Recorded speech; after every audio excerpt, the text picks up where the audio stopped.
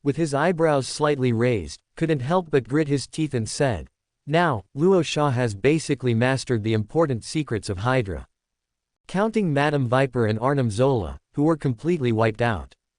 The entire Hydra High Council has Baron Strucker in Europe left. Alexander Pierce in America. As well as the alien creature Hive, located on a secret island in the Pacific, Hydra Island. These are the most important Hydra leaders. Other villain leaders such as Crossbones are secondary targets that can be dealt with along the way. At this moment, Luo Sha, who had listened to Iron Man David's report in detail, narrowed his eyes and fell into a pensive state. On the contrary, Tiberius vaguely revealed a eager-to-try attitude, seeming to want to strike while the iron was hot and start the next battle. After all, for the entire Man-Eater Shark and other Astartes battle groups, the raid they just experienced probably doesn't even count as a warm-up exercise. Not long after, just as everyone was planning to discuss the follow-up plan, Luo Sha and battle group leader Tiberius's communication channels received a message from the Astartes guards. The guards, who were searching for precious materials everywhere, and cleaning up this place by the way, accidentally found 5 humans frozen in cryogenic chambers deeper in the underground of the secret base. Judging from their appearance alone, they are 3 men and 2 women. At the same time, Iron Man David, who quickly retrieved Arnim Zola's memories, also introduced them to Luo Sha in front of him. Ever since Bucky became Hydra's most successful assassin, the plan to mass-produce Winter Soldiers has been brewing within Hydra. And the ice-sealed Winter Soldiers in front of them are the first batch of successfully surviving experimental individuals. However, due to internal factional struggles within the Hydra High Council or other reasons, Arnim Zola, the creator and project manager of the mass-produced Winter Soldier program, was completely marginalized. This also led to the complete shelving of the entire mass-produced Winter Soldier program. Only the past Winter Soldier Bucky, alone, became one of the most handy assassins for Hydra. After listening to the narration, Luo Sha nodded subconsciously. He instructed the Astartes guards through the communication channel. Temporarily leave these 5 Winter Soldiers, he has more use for them. After another period of time, the Astartes guards, who had thoroughly figured out the material storage of the entire base, quickly returned to everyone's side. After battle group leader Tiberius listened to the guards' report, he was obviously reluctant to part with the various material reserves in the base. Until the helpless Luo Sha repeatedly assured him, the supply chain of the Twin Islands base is enough to maintain the daily combat consumption and food supply of the Man-Eater Shark battle group. So, battle group leader Tiberius, who chose to believe the Primarch's promise, led the guards out of the base. At the same time, they also conveniently picked up the bolters they had dropped before. And just as Luo Sha was also planning to drive the power armor and turn to leave, Iron Man David, who temporarily changed his direction of advance, found a piece of technological item from a hidden room in the base. That was a silver square creation that was only the size of a laptop computer and looked like a small TV. According to Iron Man David, this is the technological legacy left by Arnim Zola's so-called perfect evolution beyond humanity. A high-tech device called consciousness storage device. As long as everything is prepared properly, the consciousness of any creature can be transferred into this device. And it basically will not cause unexpected situations such as memory loss, and then it can be transferred to other bodies. Luo Sha narrowed his eyes and looked at it a few times. Afterwards, he asked Iron Man David to bring this thing back to the Twin Islands base as well. When the time comes, study the real purpose of this thing with Raditz and others. Boom boom boom. Along with the roar of the powerful engine of the Thunderhawk transport aircraft, the huge metal body quickly cut through the ice and snow-covered Antarctic continent and rose towards the gloomy sky above. Just as Luo Sha and others gradually moved away from this place, the humanoid mechanical creations and Hydra robots that had originally stagnated in the secret base started to operate in an orderly manner again. However, this is not Arnim Zola's resurrection and return. But Iron Man David deliberately retained a part of the computing power. Start remotely controlling these mechanical creations to re-expand and build the entire Antarctic base. And also lay a solid foundation for Luo Sha's third base. However, the others who returned to the Twin Islands base did not relax. Iron Man David immediately brought up the world map on the huge screen in the base hall. It quickly marked the important base locations of Hydra and calculated the real coordinates of Hydra Island. Luo Sha led the man-eater sharks to the casting factory on the sub-island. One is to let Raditz and others replace the man-eater shark's already ancient armor parts and damaged ceramic steel shell. The second is to give him some preparation time to contact the other elders of the Inquisition again. Next, the entire operation to destroy Hydra. Luo Sha wanted Thor and Tony to participate together. Not long after, Luo Sha stared at the man-eater sharks, who felt very uncomfortable because of the constant circling of the automatic servo robots.